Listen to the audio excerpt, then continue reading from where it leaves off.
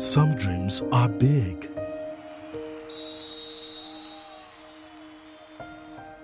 Some dreams are small.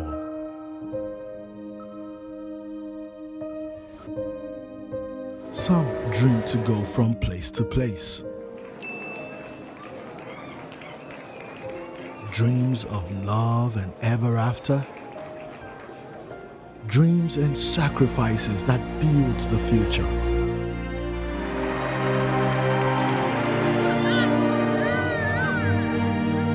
Whatever the dream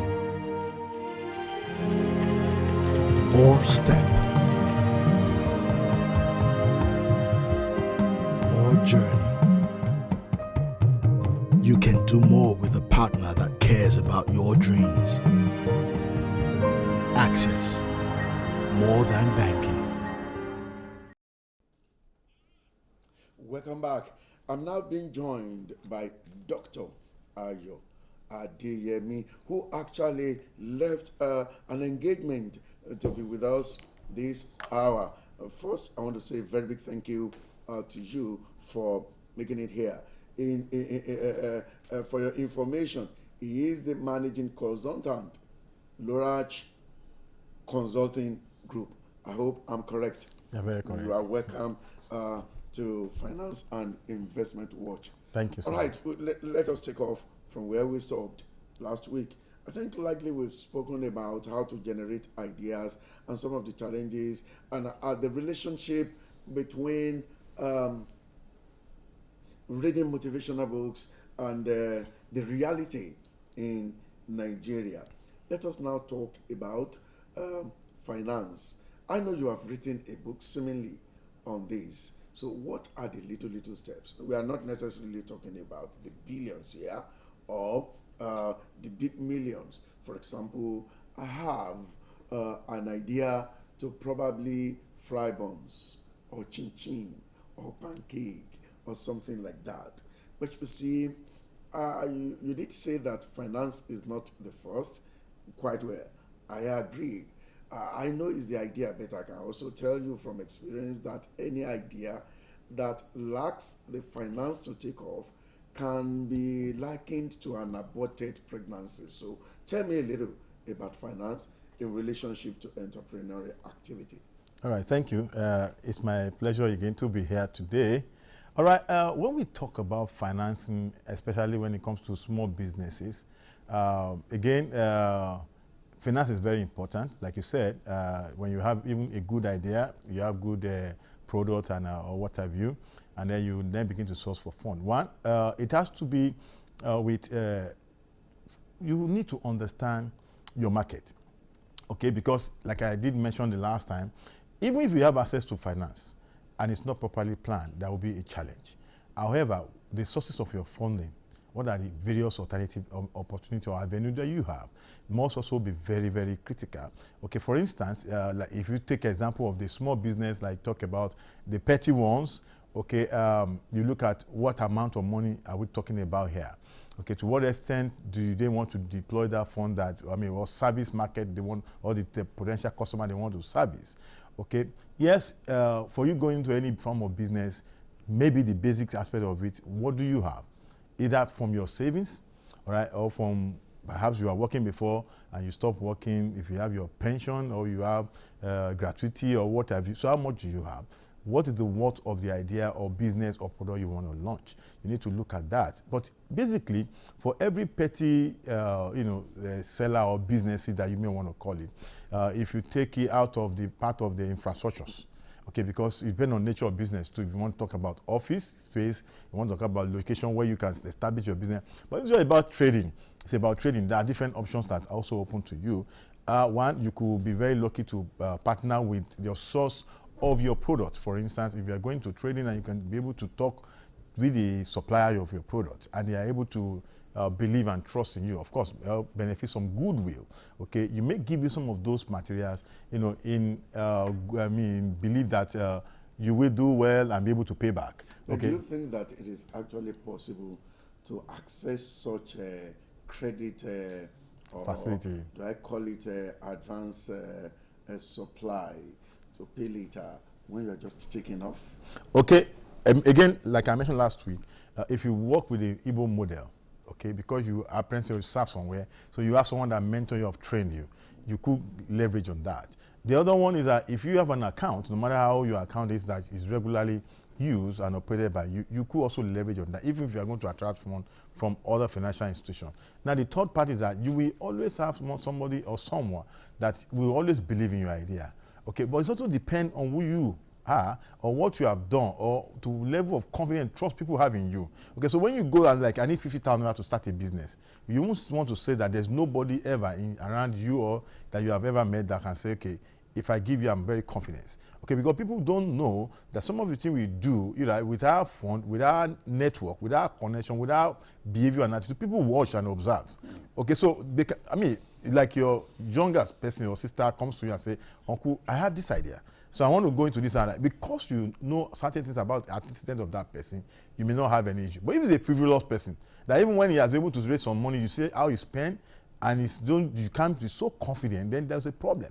Because the first level is that what your own savings. Second level is the people, your family, relationship, your network. Can you tap into that? And the third level is now go all out, like, okay, want to go and see a fund or credit facilities from other sources or other places. And the fourth level, like I said, is that now if you started small and you're able to gain the confidence of your supplier or even the producer of the product, and like with your 10,000 you're buying regularly, you see that, okay, they could invest into it because they believe that the more you grow, the more you also sell their product. So it's a gradual thing, but not quite a number of people want to jump and like you said, the big billions, and they want to join to millions of that. Let me ask you this question. In a country like Nigeria, yeah, is it even advisable borrowing money at all to start a business? Okay, well, my philosophy and my advice have always been that most Nigerian banks are set up to kill the business and take over the business. All right, so our environment really. I will not agree with you. Okay, maybe. Anyway, but that's your opinion. You are entitled to it. In my opinion, okay, yeah, I can understand. Well, from the reality of what I've seen, okay, so none of the facilities around really are established to really support small businesses. Okay. No, what I'm saying is this. Let me give you this little analogy. 2 years ago, we are taking over a production facility somewhere in the southwest. I'm more of a manufacturer now than media, but media is my passion. Yeah. So I do manufacturing basically. Because of my, do I say, contacts in the financial market, I actually spoke with 2 bank managing directors, and I believed so much in the concept, in the ideas. I did my survey before we took over. The market is there, right? And I now told them that I wanted to borrow. In reality, one of them actually sent a top official in that state to visit us, and they told me how much they could afford to give me on the basis of what they could see on ground. But do you know what I can tell? 2 years after running the place, if I had borrowed the money as at today, despite my relationship with probably the bank that would have financed it, as I'm talking to you now, I would have defaulted, and probably they will have taken over the asset of the organization. Because within the first 1.5 years of running that organization, we were generating consistently losses. Not because I was doing anything wrong, but you see, what I'm thinking is that there's always the learning curve. Somebody is starting a business, the risk is huge. Until you get into the stream or into the river, you cannot talk about your dexterity and your ability at swimming. Now, until you actually start the business, no matter what you see, no matter what you think you know, until you start it in reality, you cannot know the extent of risk you are taking. Of course, yes. So how risky is it? A business you're just starting, and you are going to borrow money at all. Yeah, again, it's not always advisable, like you said, to start off on loan. Okay, it's not always advisable, especially because I always advise. Okay, some people might like, okay, I need a business plan. Most time when banks or financial institutions ask for business plan, I feel it's just a procedural thing. Business plan does not really tell you the reality, like you said, until you get into the pool and swim before we can be sure that you really understand the techniques that you require. So sometimes what you even get, for example, when we're starting, we look at the previous owners, we looked at the major market they had, and we went there with promises. But do you know that if we had as a matter of fact, we built the business plan and proposition and everything on that major market. They only patronized us once in 2 years. Yeah, there will be a lot of reasons for that. There will be a lot of feedback from the market or the customers or what have you. But the truth is, like you said, you must be in that market. You must be in that process, in that business, to really be able to. And it takes a while. It takes a while. That is why, I want to align that it's always tough to start business on loan. Okay, and it's always not too advisable to start big. And no matter the large volume of funds you have, okay, except it's a fun nature of business that you have what we call, perhaps I want to call off-takers. I mean, you produce, somebody buy it over from you. If it's not such, and you're going to produce, and then sell. But you see, even if there are off-takers, in our kind of business, I can tell you there are off-takers. But do you know, a typical example, in the last how many days, we've not had electricity.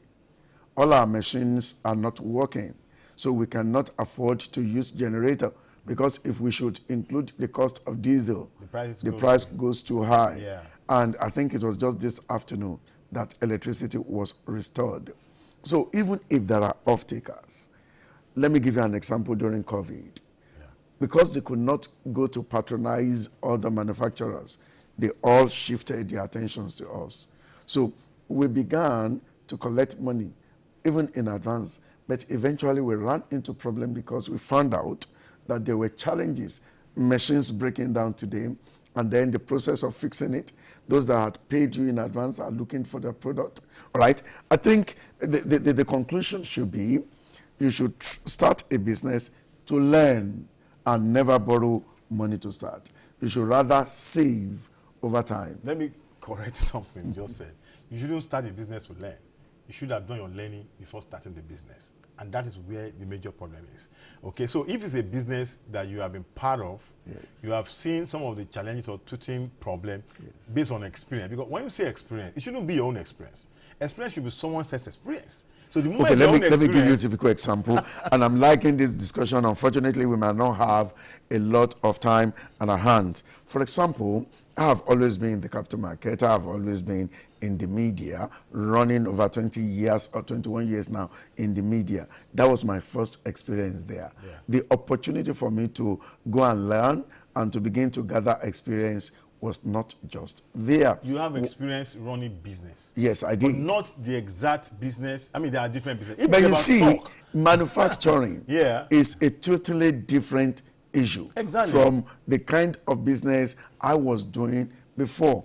One thing you have to now cope with in manufacturing, machines break down. Yeah. Number two, you need to now understand, you see, the kind of businesses I was doing before, the psychology, the mentality, the reasoning, all right? Because of the academic composition of those that have had to work before, are totally different from these people. Yeah. Most people in the factory are semi-illiterates. So the way they reason is different from... Exactly. So there's no way you will not learn. And meanwhile, I want to just submit that when you're talking about business, your learning process is more or less forever, because there are so many things that will be emerging. New technology, new system, new government policy, new introduction, new competitors, things you never In fact, even...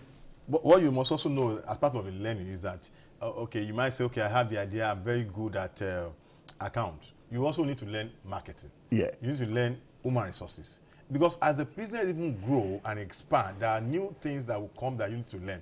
And I'll say this to entrepreneurs, or I've experienced and I've seen this, that most businesses die Because one, the entrepreneur, their owners refuse to grow. And when they are unable to grow, you know what they do? They suppress the business so that it can still be within their controls. And that's happening a lot in Nigeria. A lot of businesses, ask yourself, how many businesses are 100 years old? How many are 50 years old? Does it mean that those businesses could not outlive their owners? All right, that's why most businesses die once the proprietor or the owner died. So what has happened is that we need to always also leverage on expertise. I don't know where you are going to be next week because our time is spent now and I've got to release you.